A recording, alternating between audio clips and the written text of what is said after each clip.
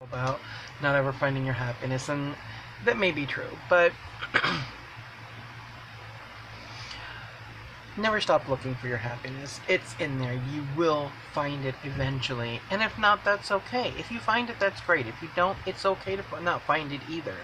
Not everybody does. People have spent, for instance, my daddy's 71 years old. He's been looking for his whole life. He's just looking in the wrong places, and he's looking for somebody else to hand him his happiness. So I don't want you thinking that, oh, Kelly said that happiness doesn't exist, because it does, and you will find it. Maybe. Anyways, so all that aside, um,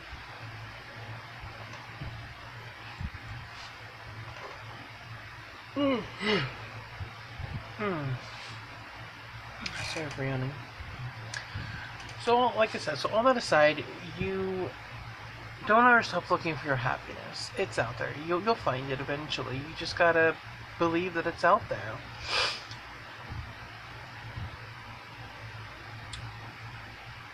Elementary school wasn't so bad. There was only a couple people that bullied me. It was middle school that really made my life just absolute hell. So I went on to kind of live a mediocre life. I had odd jobs. I've worked at Dollar Tree. I've worked at two different gas stations. I worked for the state of Oregon as a caregiver, both for children and for the elderly. But mostly, for a long time, I relied on my family to take care of me. I really didn't have any responsibility. And I didn't have a responsibility, once my mom was put in assisted living place. She was, taken and put in a nursing home because she couldn't take care of herself anymore, and I couldn't do it. I was making poor choices because I was only, in my early teens, and it was better for my mother to find some place to go where someone would be able to make sure she got the right pills and make sure she got the right care. And so my sister had moved back to Texas, or moved back from Texas to Oregon, and she worked in the assisted living place that my mom was being taken care of. So my sister was essentially a living caregiver that took care of my mother and other patients as well. I moved in with my father, and I've worked at an Arby's. I did do that. It was actually kind of an okay job. It wasn't horrible.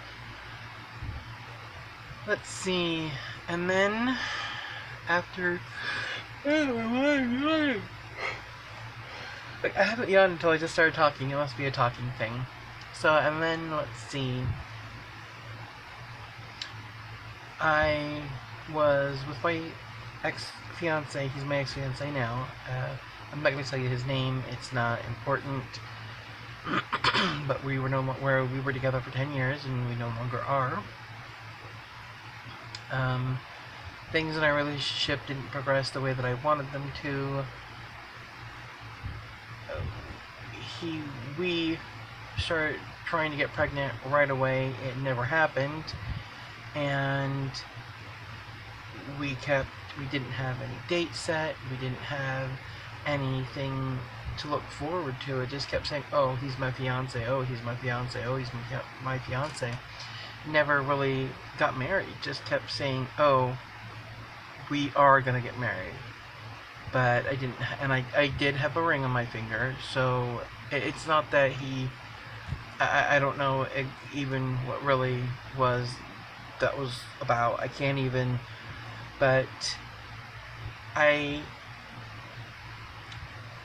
in my opinion, I felt that he was physically and emotionally and mentally abusive.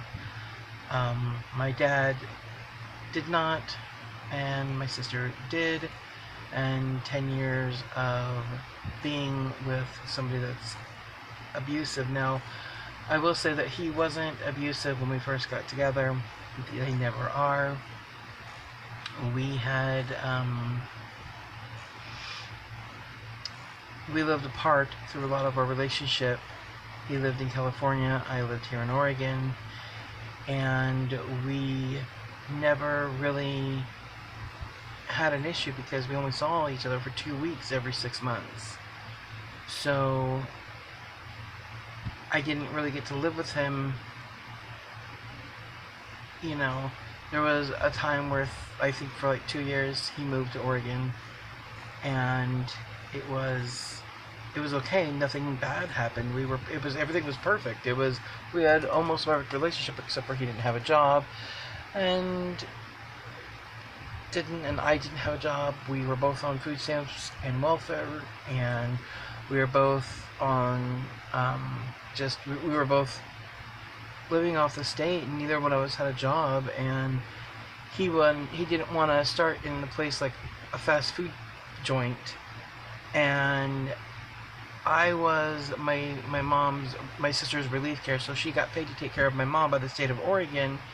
And once a month I would come in, and for 24 hours she was free and got to do whatever she wanted. And I got paid what she got paid for 24 hours of care. So that was my job. But the rest of the month I didn't have a job. So, and I only got like $200 out of that one thing. So that wasn't really a real job.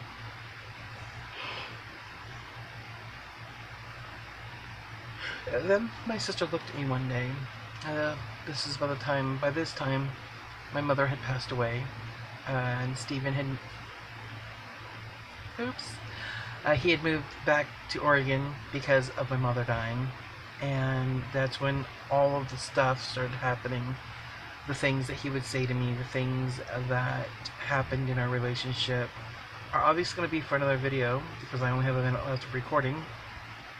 But